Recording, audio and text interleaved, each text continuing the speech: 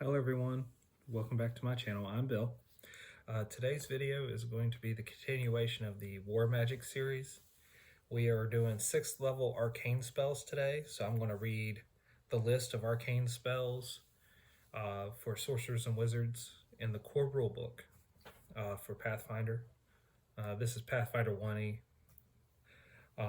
So as I find spells that by their description alone or by my own knowledge would be a great battlefield spell, I'll mention that. Good warfare spell. Mostly it's range and area of effect determine if it's good warfare spell. Now, when you get creative with the spells and put them on one-use items and stuff, although 6th level is very expensive, you would have items that could be very, very much a game changer for a traditional medieval style warfare. And that's what we're basing it off of, is how would the wizards affect this warfare? How is this magic going to really affect this warfare? Especially when they get creative and create these one-use items. So, without further ado, let's dive in. So, anti-magic field. Negates magic within 10 feet. That'd be good if you expect assassins. Or if you want your barbarians to really mess up whatever's coming. Dispel magic greater as dispel magic, but with multiple targets. That can be useful if you've used detect magic and you see a bunch of magical things coming towards you being worn by your enemies. You could dispel a bunch of them. Globe of invulnerability as lesser globe of invulnerability plus 4th level spell effects. If I'm not mistaken, globe of invulnerability is a little small area. Guards and wards, array of magic effects, protect area. Let me look that one up. That is a spell I'm not as familiar with.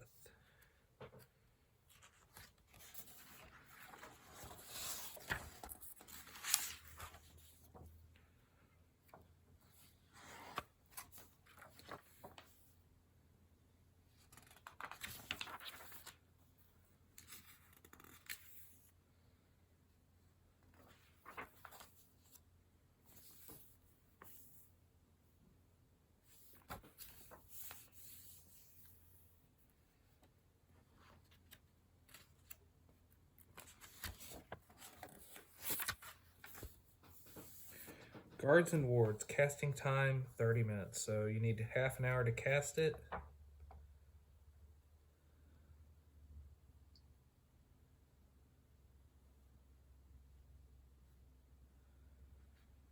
Area up to 200 feet per level. 200 square feet per level. Duration 2 hours per level. This spell is a primary use to defend a stronghold or fortress by creating a number of magical wards and effects. The wards protect 200 square feet per caster level. The warded area can be as much as 20 feet high and shaped as you desire. You can ward several stories of stronghold, but dividing the area amongst them. You must be somewhere within the area to be warded to cast the spell. The spell creates the following magical effects within the warded area. Fog, filling the corridors. Arcane locks, all doors of the warded area are arcane locked. Webs fill all stairs from top to bottom.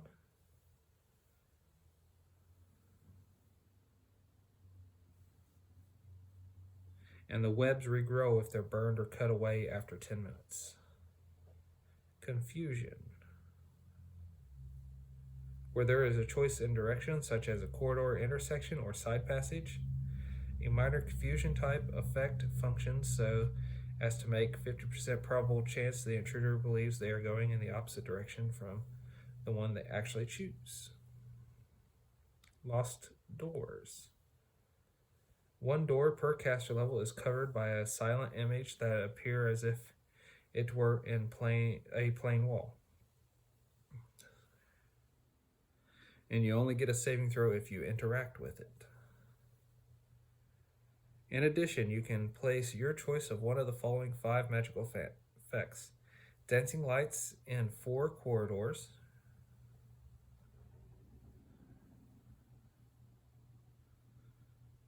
Magic Mouth, a stinging cloud in 2 places, a gust of wind in 1 corridor or room, a suggestion in 1 place.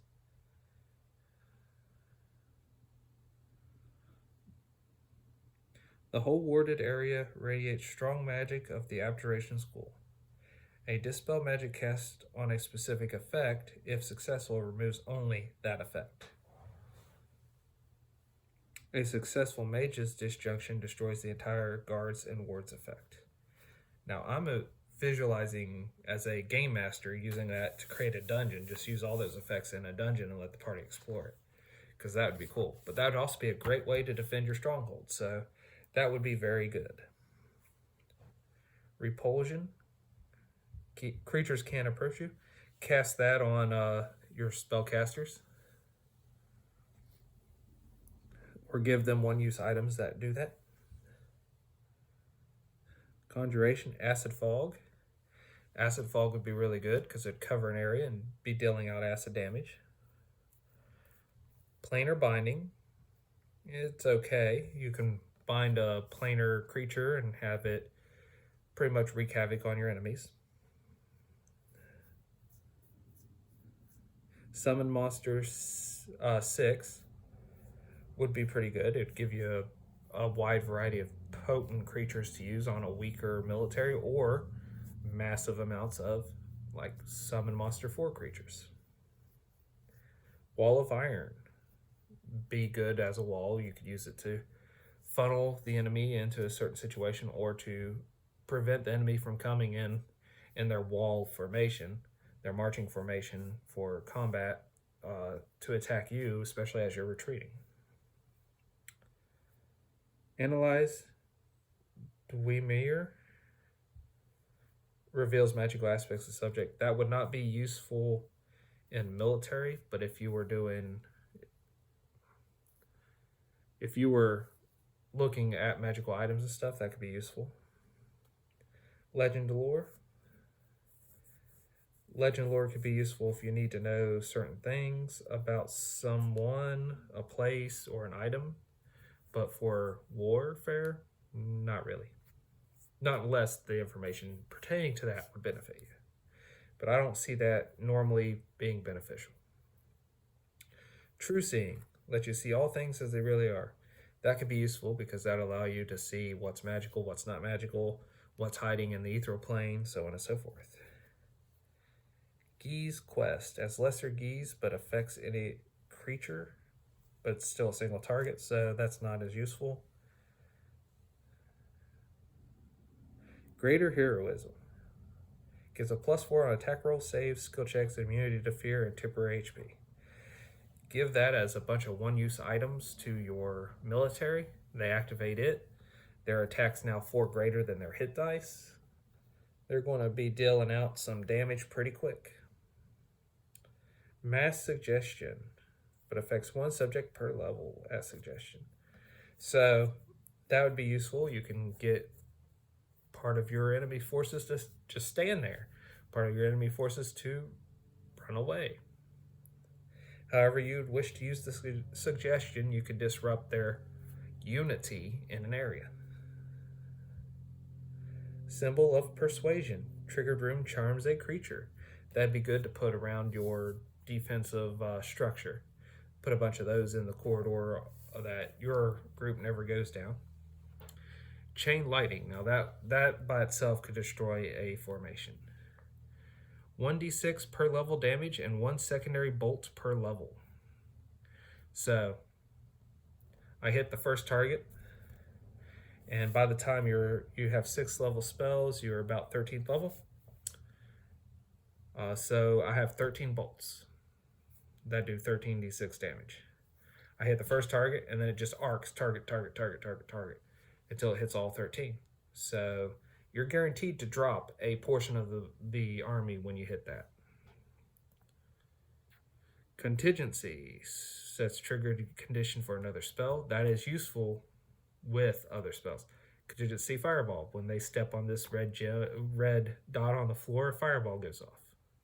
When they touch this handle, a chain lightning bolt goes off. Force Hand. Hand pushes creature away. Freezing Sphere. Freezes water or deals cold damage. How much cold damage and how big of an area?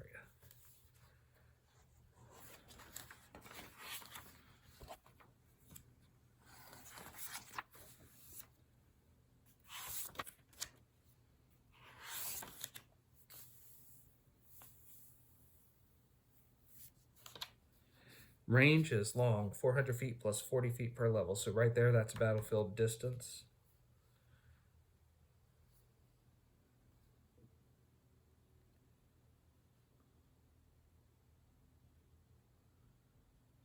It's a 40-foot radius burst. So that's an 80-foot area.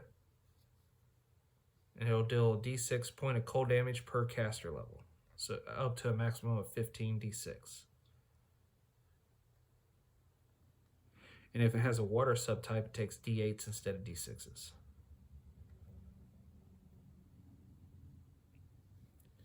So that could be very useful on destroying a big section of a force. Mislead turns you invisible and creates illusionary double. I can see useful as that could be with a strike team, but not individually on the battlefield unless you wanted to do that with your generals. Permanent image, permanent illusion, includes sight, sound, smell, and thermal effects. Create a permanent image of your champion standing there, or of your flag waving. Programmed image as major image, but triggered by event. That could be useful too if you wanted to show a false death of somebody. Shadow Walk. Step into the shadow to travel rapidly. Your strike team would enjoy that one. Veil. Well, imagine giving Shadow Walk to assassins and stuff. They would definitely take good advantage of that. As a one-use item, say this gem, you throw it down onto a shadow, it creates a Shadow Walk effect. Each person that uses the gem gets a Shadow Walk effect. So they're all one-use items, but Veil changes appearance of a group of creatures. If you wanted to look like the allies, sneak into their formation, enter the battle, and then drop the veil.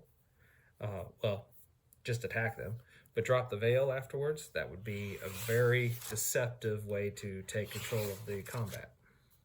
I want to look veil up to see how long it lasts and see how many it affects.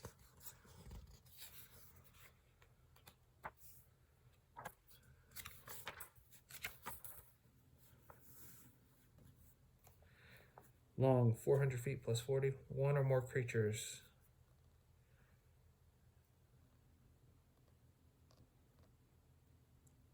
You can also use this on your enemies to make them look like you guys so that they fight each other.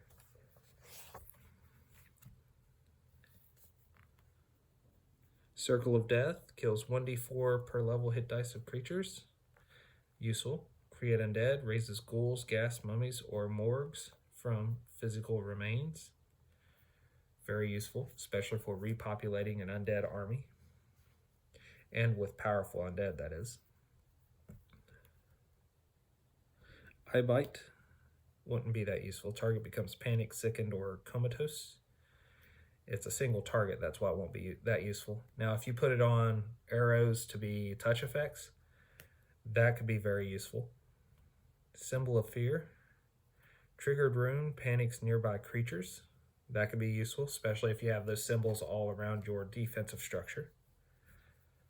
Undeath to Death destroys 1d4 per level hit dice of undead, maximum 20d4. I have found a lot of good use in that, especially with the weaker undead that's used in a massive military venture. The downside is the undead I'm using in my campaign, you wouldn't want to use something that massive on it because there's a lot of pre-built-in triggers upon their death that you have to deal with. If you don't deal with it, then this would destroy, if they're all one hit dice, this would destroy up to 20d4 hit dice of undead, and that amount of undead, each triggering a spell effect, would be bad. Imagine the lowest level fireball on each of them, all going off. And fireball's not the only spell that'd be on them, so that's just the example. So you'd have some with fireball, you'd have some with like an ice effect, some with a lightning effect. It's just bad. Bear's Endurance Mass. Beast Shape 4. So Bear's Endurance Mass can affect one subject per level, so that would be useful. Beast Shape 4. You could take a huge animal, or diminutive, or tiny to large magical beast. That can be useful. Take something that can fly and then start raining devastation down on your enemies from above.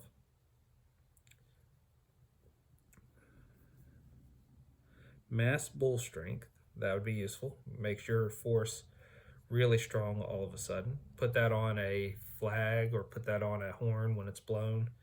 Everyone in the area is affected by it. You can really get some melee damage going. There's the Cat Grace version. Get that for your archers. Control Water raises or lowers a body of water. That could be great for controlling the depth of the moat around a place. Disintegrate reduces one creature or object to dust. That is a misnomer that has come through since 3.5 D&D. Because if you look up Disintegrate and how it's written, it doesn't work the exact way that it's described here. Disintegrate in 3rd edition. I have to make a touch attack to hit you. You get a Fortitude save. Okay. If I hit you, so one, I have to hit you. If you make the Fortitude save, you take like 4 dice damage. If that drops you to 0, you're disintegrated. If I hit you with the spell and you fail your Fortitude save, you're just turned to dust. You and all your equipment. And it's a 6th level spell, so it destroying you is not that big of a deal. Yes, sort of. Yes, no. So, and I grew up in the 3.0 era. That was the first edition I played, so I read those original rules for Disintegrate. And whenever Disintegrate was used on me in 3.5, when it didn't do that specifically, I was disappointed because I expected my character to turn to dust because I failed my roll.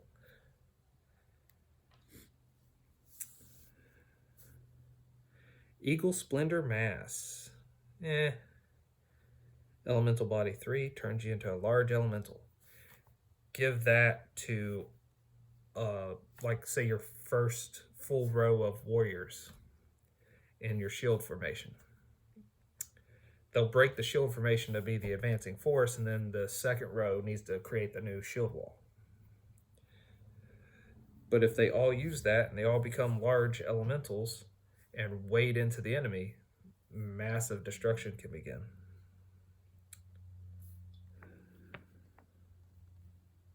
Flesh to Stones. Turns subject creature into a statue. Not that great for massive effect. Now put that on arrows, and you've just changed the name of the game. They get hit by the arrow, they now have to make they took the arrow damage, now they have to make a save or turn to stone.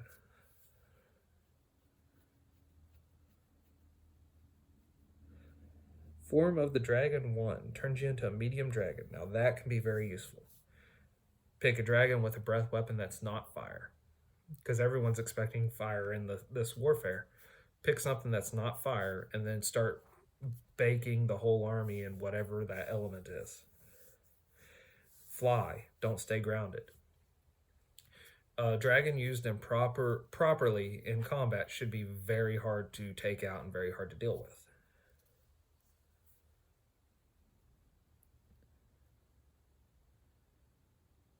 Fox's Cunning Mass. For your military, the ones that benefit you the best is the con bonus, the strength bonus, and the dex bonus masses. Mage's Lubrication. I said that wrong, which is hilarious. We should keep that as is, but Mage's lucubration. Wizards only. Recall spells of 5th level or lower. Move Earth. Digs trenches and builds hills. Move Earth would be great for setting up your defensive position. Planar Shape 2 turns you into a large plant Shape 2 turns you into a large plant creature. That could be useful, especially if you wanted to be something that didn't really take criticals. Stone to Flesh restores petrified creatures. Transformation, you gain combat bonuses. Transformation.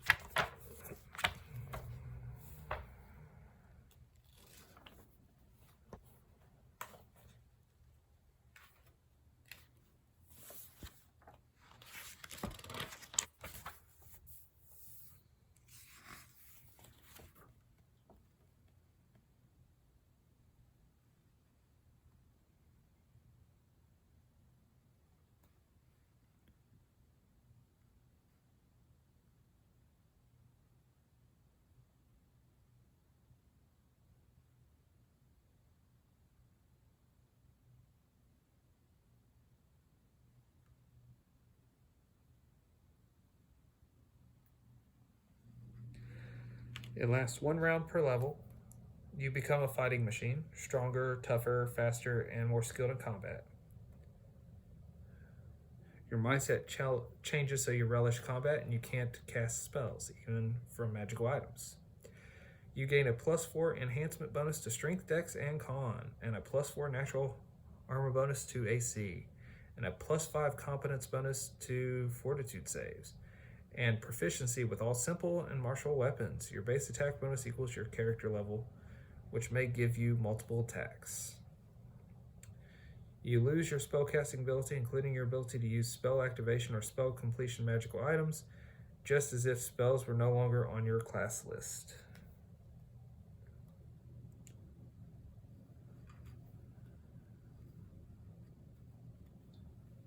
So, and the requirement for this is a potion of bull strength. So you would need, say you would need 2 potions, or you need bull strength and a magical item to give this to your regular soldiers, because they can't cast magic anyways. And then they would gain all the bonuses to strength, dex, and con, and natural armor, and competency to fort. They wouldn't necessarily get more attacks, but hey, that'd be enough.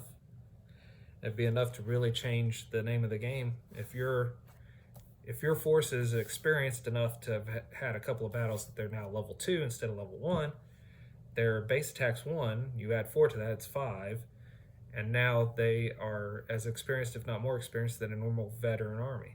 So you're looking at some good amount of change to what they're capable of and what the enemy could deal with them. Well, this is all the 6th level spells. There's not as many extra effective spells as I was expecting at 6th level, but this is the level where any spell that deals out damage, as long as it's not a single target, should be a very destructive spell. Now, if you take Disintegrate and put it on a bunch of one-use ammo, for instance, you're going to destroy a large section of army or a large section of building to get in. So there's another use of Disintegrate. So from this point on, 7th level, 8th level, and 9th level spells, all of which should be big game changers to any battle. So that's why I'm not covering anything beyond 6th level. The next video will be Divine Spells of 6th level from the core rulebook. After that, I will start going into the other books and start looking for spells of different levels. I might combine levels because I'm not sure the lists are going to be as long as the core rulebook lists were, but they will be interesting and they will be different.